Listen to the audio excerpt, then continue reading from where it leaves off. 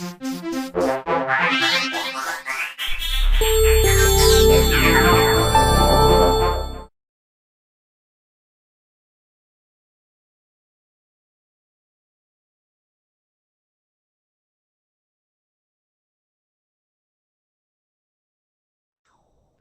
Hi, everybody. It's Doug Svensson and Greg Svensson, and we're Viking Capital Investments. And we got here JD is our technical support tonight, What's up, guys? like he was last time. Hey, guys. And I know a lot of you were on here last week, but we do have a lot of people that are coming on that have not been here before. So some of this is going to be a little bit of a rehash, but we're going to go through it pretty quick. A lot of people out there do not know what notes are or non-performing notes, and I know a lot of you guys are investors that know a lot about it. Anyway, Viking Capital Investment is a mortgage note investment firm, and what we do is we focus on purchasing of non-performing first lien notes, and that's across the United States. And we've been buying distressed assets, such as foreclosures and non-performing notes since 2001. For many years, we have been doing rehabs and rentals, and we buy notes from banks and hedge funds at major discounts. Our goal is to help the mortgage holder stay in the home, and VCR works with investors throughout the United States. We help the investors get a better rate of return on their investment money through self-directed IRAs and 401ks and like that. I'm Doug Svensson. I've been in real estate again since 2001. I've been married to my wife since 2004, and we've been together since 1996. We enjoy cooking, movies, concerts, traveling, and spending time together. And we reside in the northwest suburbs of Chicago, Illinois. And that's my wife. And that's me. And I'm Greg Svensson, and I've been in real estate as well for a long time. I'm a retired stock options trader, you know, those guys that scream and yell and throw stuff at each other. And I'm also a retired commercial diver. In the past dozen to 14 years, I've deconstructed over 2 million square feet of historic structures where we reuse all those materials and they go into new structures. My kind of hobbies are flying. I'm a pilot. I like old Buicks, specifically Rivieras, and I reside in a little bitty town in the upstate of South Carolina. And if you've never been to the upstate of Carolina, you need to come. It's the best kept secret in the nation. Our goal is to help investors realize they can be the bank and not have to deal with toilets and tenants. That's one of the reasons that we're out here doing these webinars, because there's a lot of investors out there that just don't understand the note business. We educate investors on a better way of investing and sharing deals we have done and are currently working on right now as we speak. Partnering with investors. Go ahead, Greg. I was just going to say real quick that how many of you folks out there have, you've got a property and you may have it with a property management company or you may do the managing yourself. And how often do you get calls in the worst possible time? You want to go have dinner with somebody or you're going to a party and they're calling the AC's out or the water heater's done. And this takes all that away because we're not dealing with tenants, we're dealing with owners. And that's a beautiful thing when it comes to real estate investing. And Greg and I have done this for a long time as far as having the tenants and being the landlord. And it really does wreck your day when they're calling and complaining about everything. And I'll tell you personally, when that AC unit goes out, you don't know if it's a couple $100 or $1,600 to $2,000. So True. We do partnering with investors and showing them greater returns with their IRAs and 401ks as well. What is a performing note? When you buy a house, it's usually purchased with a bank, and that's with a note that you sign over to the bank. That's the promissory note, and monthly payments are made consisting of principal and interest. Loans are usually around 30 years, sometimes less, sometimes a little bit more. And the payments are made till the end of the term, usually within that 30 years, or if they refinance you out, that is a performing note. Standard fare, just like, anyone who owns a house, they've got a note, they've got a mortgage, same thing. Yep, you buy that house, they sit you down and you're there for half an hour signing a lot of paperwork. How many times have you got a letter in the mail where a new bank has your note and you're like, well, I did this deal with Chase and all of a sudden Wachovia or Wells Fargo's got it. Well, they're constantly moving these notes back and forth. Notes are traded constantly. And they're probably performing notes. They're not interested in non-performing notes and doing the work that we do, but they're still getting it at a small discount, maybe 95 cents on the dollar instead of the full thing. Depends on how many terms are still left on that note as well. When the homeowner fails to pay the mortgage for 90 days, it becomes non-performing, or a note that is a non-performing note. When a non-performing note is non-performing, it is considered in default and is a non-accrual state. At 120 days, the bank will typically have to, by law, make a move to liquidate the non-performing note or foreclose on it. And depending on what the bank wants to do and how hard the government's coming down on them, they will sell those notes to us at a discount instead of having to deal with their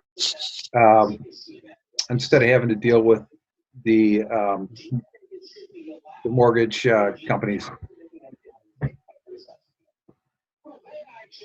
Right. No, all I can add to that is think about foreclosures and the legal costs involved. And sometimes these houses are in the lower range of the market. Anywhere from the $35,000 to $100,000. So what happens there is if they've got a certain amount of equity or a certain amount of debt and they don't want to deal with the foreclosure, they'll hand it off to us, focus on their performing stuff.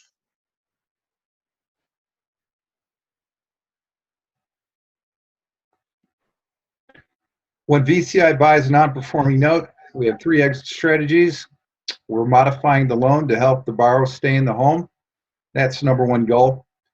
We do a deed in lieu. Usually if the person's out of the property, that's when you have to do a trade skip on them and have the borrower sign over the property. And least of all is foreclosure. That's the third one that we do, and that's usually when there's no communication or anything that we can do but to take the property back. And ironically, the three different methods here are also split up about evenly. You do a modification about a third of the time, you do the deed in lieu about a third of the time, and you foreclose a third of the time.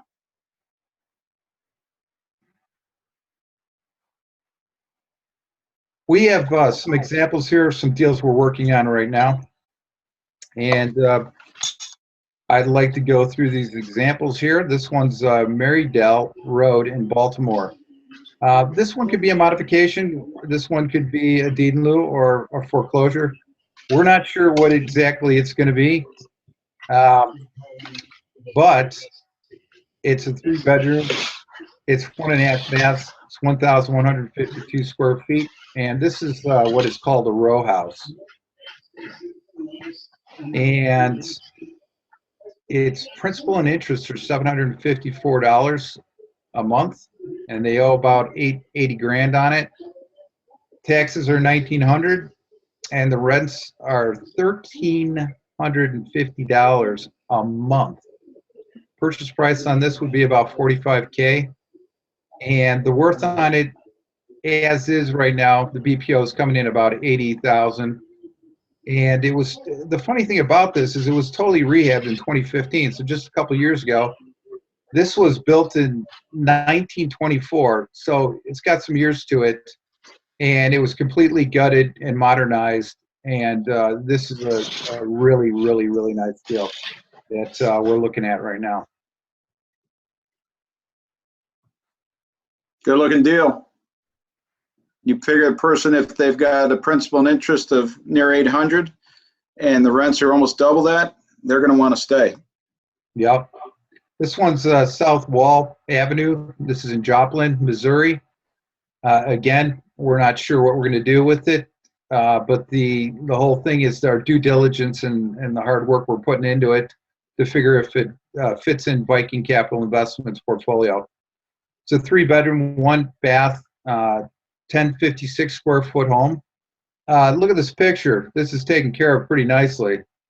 The lawn's immaculate. They got some nice bushes in front. Really taking care of the house very nicely. Principal and interest on this is $400 a month. They owe $43,677 on that.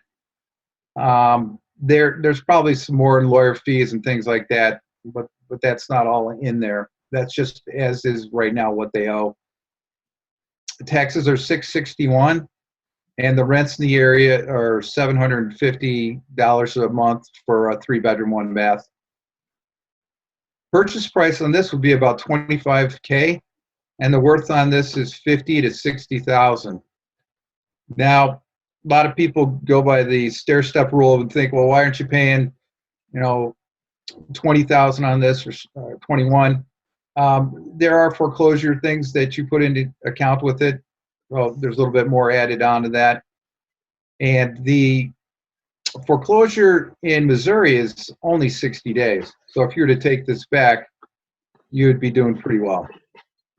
And one of the reasons you may pay up is in a case where you have a short foreclosure turnaround and you're turning your money. So hypothetically speaking, let's say you did a 25% return on your investment and you did that twice a year with the same money, you're at 50% on an annualized return. That's great.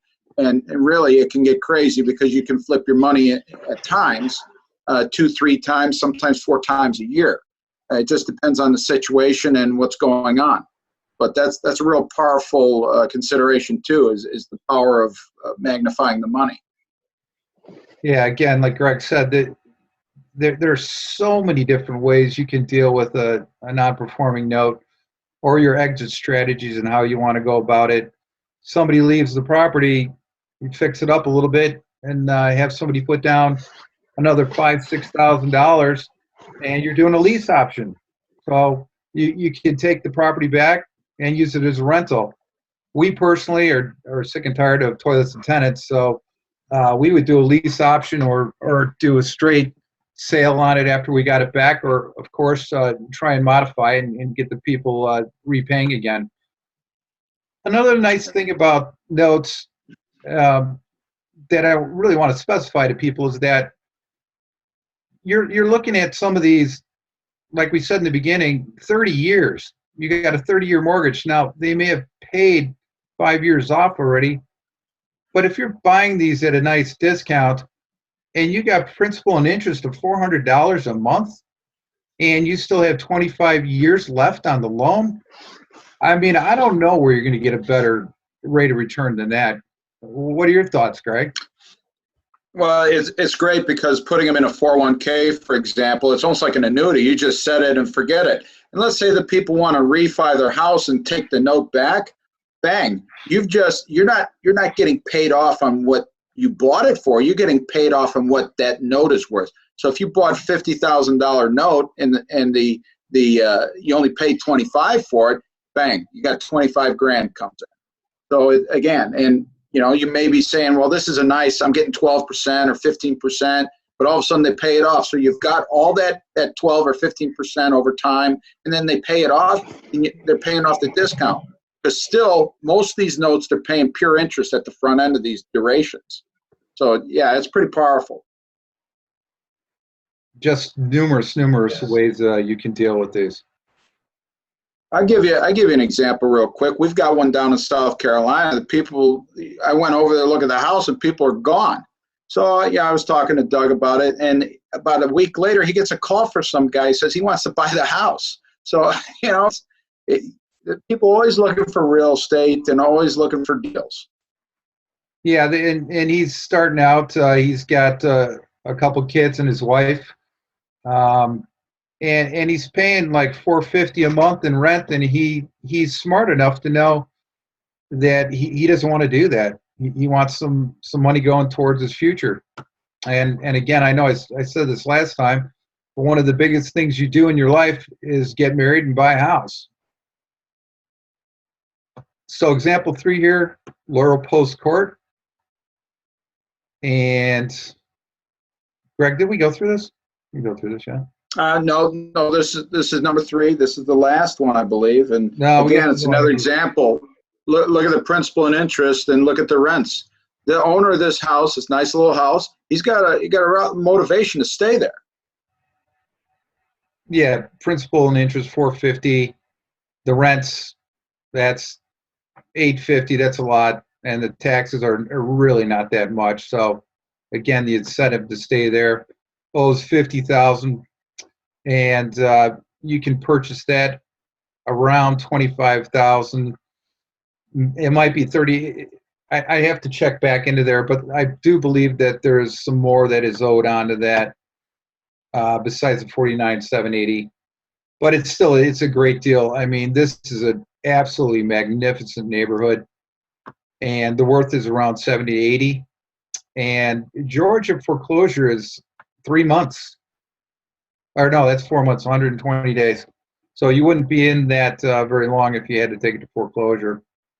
And at that price, you could definitely take it to the steps and sell it right there and make a good chunk of change and not have to do a darn thing to it. Or Georgia's real hot right now too. Georgia, yep, Florida, just Georgia.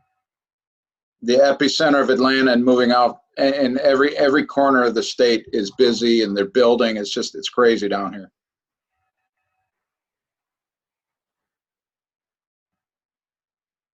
Example 4, Lander Street, and this is in Williamston, South Carolina.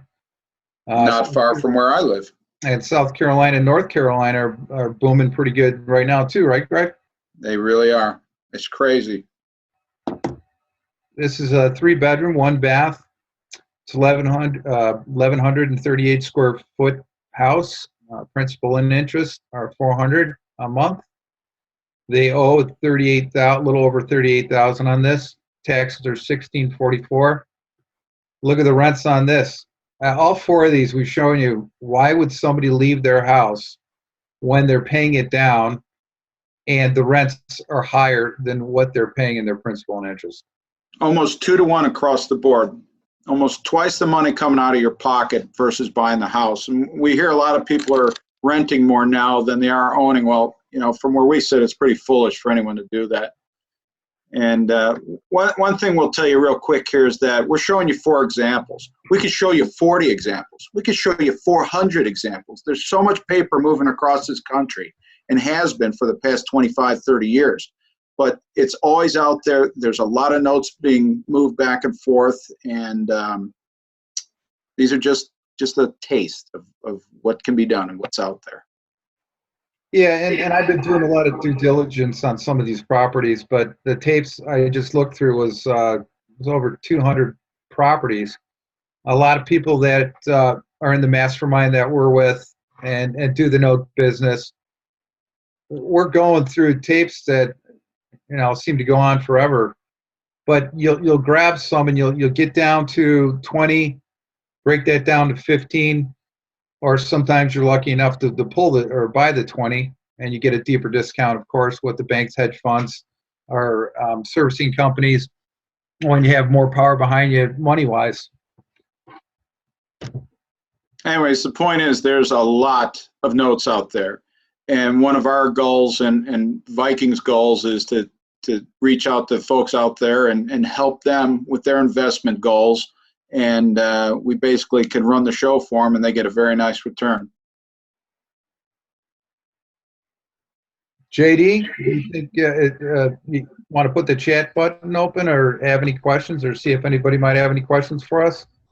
Yeah, of course, guys. I mean, if anybody has a question, you guys can just go ahead and let us know through the chat at any point.